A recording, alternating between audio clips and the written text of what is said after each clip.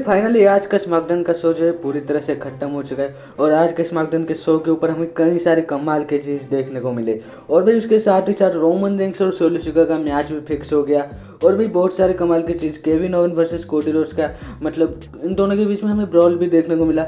और कई सारे तगड़े वाले सेगमेंट दिखाए। तो भाई आज के स्मैकडाउन के शो का स्टार्टिंग करते हैं हमारे जिमी ऊसो। भाई जिमी ऊसो आते ही लंगड़ाते हैं। और भाई लंगड़ा लंगड़ा के वो आते रिंग के अंदर आते ही बोलते हैं कि इसके ऊपर तुम ध्यान मत दो, ये एक छोटा सा चोट है। मैंने वार गेम के अंदर अपने पूरे फैमिली के साथ मैच रेसल किया, जो कि मेरे लिए बहुत बड़ी बात है। और जब मैं पूरी तरह से रिकवर करके आऊँगा, मैं अपना आगे का प्लान जारी रखूँगा और मैं रॉयल रंबल भी जीत सकता हूँ। ये जैसे ही वो बोल रहे होते तभी पीछे से ड्रू मैकिंटायर आ जाते और उनके ऊपर ग्लैमर किक जड़ देते और बहुत ही बुरी तरह से उनके ऊपर अटैक कर देते। फिर उसके बाद सारे रेफरी वगैरह आते और आके उनको छुड़ाते, लेकिन उससे पहले जिमी ऊसो खुद छुड़ चुके थे। फिर उनका मतलब सब कुछ पिट चुका था। फिर उसके बाद टिफनी का सेगमेंट दिखाया जा रहा है। टिफनी को यहाँ पे हमारी मोटी आंटी और उनके पार्टनर आके यहाँ पे ऑल द बेस्ट बोलते हैं कि तुम्हारा आज क्वालिफिकेशन मैच है, मेरे हिसाब से तुम इस मैच में जीत जाओगे टिफनी, तुम बहुत अच्छा करोगी। भाई उसके बाद हमें जॉनी गर्गानो और टोमास सिएम्पा दोनों का मतलब सेगमेंट दिखाया जाता है। भाई इन दोनों के सेगमेंट में कुछ भी नहीं था। ये दोनों बहुत ही जल्द हारने वाले अपना टैग टीम चैंपियनशिप। एकदम बकवास टीम है, घटिया टीम, मुझे तो बिल्कुल भी पसंद नहीं। भाई इसके बाद टेफनी और हमारे मिया इनके बीच में मैच देखने को मिलता है। और भाई इस मैच में टेफनी को जीतना था, लेकिन मिया एन जीत जाते हैं। मुझे बहुत बुरा लगा। भाई टेफनी हार गए, मुझे इस बात को लेकर बहुत ही बुरा लगा, क्योंकि भाई मैं टेफनी का बहुत बड़ा वाला फैन हूँ, बड़ा वाला, बहुत ही बड़ा वाला। भाई इसके बाद मिया ने यहाँ पे अपना मैच का जश्न मना रही होती है और टेफनी वहाँ पे पड़ी रही होती है। मुझे देख के बहुत ही सैड फील हुआ, क्योंकि टेफनी का मैं बहुत ही बड़ा फैन हूँ और भाई टेफनी के लिए मुझे बहुत ही बुरा लगा। भाई इसके बाद बियांका बेलर और नेओमी का मैच, सॉरी मैच नहीं भाई, इन दोनों का एक सेगमेंट दिखाया जाता है बैक स्टेज के अंदर। भाई सिंपल इन दोनों का सेगमेंट में कुछ नहीं था, बकवास सेगमेंट था। भाई इसके बाद नेटफ्लिक्स के ऊपर रॉ का जो प्रीमियर होने वाला है, उसके ऊपर लोगन पॉल को भी यहाँ पे डब्ल्यूडब्ल्यूई वाले ने फीचर कर दिया। इसका मतलब बहुत ही बड़ा कुछ करने वाले डब्ल्यूडब्ल्यूई वाले नेटफ्लिक्स के ऊपर अपने पहले मंडे नाइट रॉ को लेके बहुत ही कुछ बड़ा सोच रही है। फिर उसके बाद रोमन रेंस का वीडियो प्ले होता है, जहाँ पे बोलते हैं कि पहले मेरे पास उला फला माला था, मैं ट्राइबल चीफ था, हेड ऑफ द टेबल था, मेरे पास अपने खुद का ब्लड लाइन था, लेकिन सोलो सिकोआ तुमने वो सब कुछ मुझसे छीन लिया। तुम मेरे वजह से डब्ल्यूडब्ल्यूई कंपनी के अंदर आए और मेरी वजह से इन सब से तुमने दोस्ती की, लेकिन उसके बाद तुमने मेरे फैमिली के अंदर दरार डाल लिया। और उसके बाद जिमी ऊसो को मारा, पॉल हेमन को मारा। मैंने ये सब कुछ खुद पाया था, लेकिन तुमने ये सब कुछ चुराया है, इसलिए मैं तुमसे मैच चाहता हूँ। और नेटफ्लिक्स के ऊपर मंडे नाइट रॉ का जो पहला रॉ प्रीमियर होगा, उसी के अंदर इन दोनों का मैच होने वाला है, tribal chief versus tribal chief match. और जो भी इस मैच में जीतेगा वो उलाफाला माला लेगा। भाई इन दोनों के बीच में मैच फिक्स हो गया है। ये मैच साइड से आपको जनवरी के 6 तारीख को देखने को मिलेगा।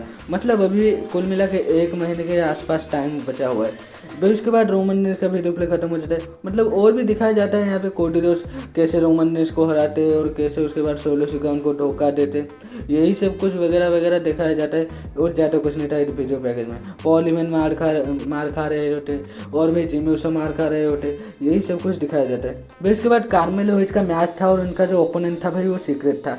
भाई उनका ओपोनेंट कोई और नहीं, हमारे मॉन्स्टर मैन ब्रॉन स्ट्रोमैन थे। भाई मतलब डब्ल्यूडब्ल्यूई वालों ने ब्रॉन स्ट्रोमैन का मतलब कचरा बना के रख दिया, उनको मतलब एक घटिया रेसलर के साथ मैच दे देते। कार्मेलो हेज एक अच्छे रेसलर है, लेकिन उतने बड़े रेसलर तो नहीं है कि ब्रॉन स्ट्रोमैन उनका ओपोनेंट बन के आए और रिटर्न करे भी ऐसे घटिया से मैच में। उन्हें रॉयल रंबल के अंदर रिटर्न कराया जा सकता था। भाई इसके बाद हमारे जो इनका नाम क्या है, सैंटोस के बाद भाई ये अपने टीम के साथ निक ऑल्डिस के पास आते हैं और बोलते हैं कि बैक स्टेज आजकल बहुत सारे हमले हो रहे हैं, लेकिन ये हमले मैं नहीं करवा रहा है, मुझे सिक्योरिटी गार्ड चाहिए क्योंकि मेरे ऊपर भी कोई हमला कर सकता है। उसके बाद भाई एले नाइट का इंटरव्यू चल रहा था, क्योंकि आज शो के ऊपर सोलो सिकोआ के साथ इनका मैच था। भाई एले नाइट बोलते उला फाला माला, tribal chief, head of the table, blood गया बाहर में, लेकिन मैं आज सोलो सिकोआ को बहुत ही बुरी तरह से पेलने वाला हूँ, उसको हराने वाला हूँ। फिर उसके बाद सोलो सिकोआ अपने ब्लड लाइन के साथ आते हैं रिंग के अंदर और भाई आकर वो माइक में जैसे कुछ बोलने वाले होते तभी एले नाइट का म्यूजिक हिट होता है और एले नाइट आ जाते। भाई उसके बाद इन दोनों के बीच में एक तगड़ा मतलब एकदम बहुत ही कमाल का मैच देखने को मिलता है। भाई ये मैच बहुत ही लंबा था। भाई ज़्यादातर स्मैकडाउन या फिर रॉ के ऊपर इतना बड़ा मैच हमें देखने को नहीं मिलता। भाई पूरे मैच में एले नाइट को अपर हैंड मिल रहा था और सोलो सिकोआ को वो डोमिनेट कर रहे थे और ब्लड लाइन के दोनों मेंबर को भी वो पेल रहे थे LA Knight.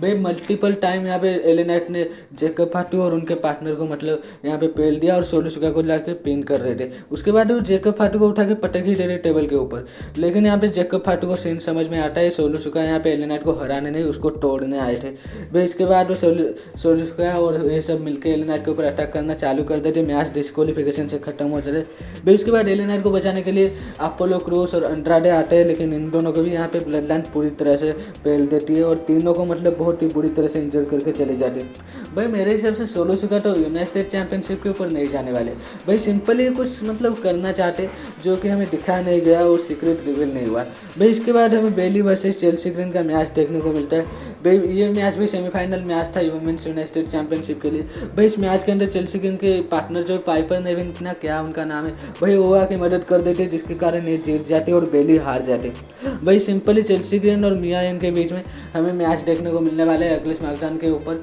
Women's United state championship के लिए भाई। मेरे हिसाब से मिया यन इस मैच के अंदर जीत जाने वाली है, क्योंकि चेल्सी ग्रीन का कोई चांस ही नहीं बनता ना भाई।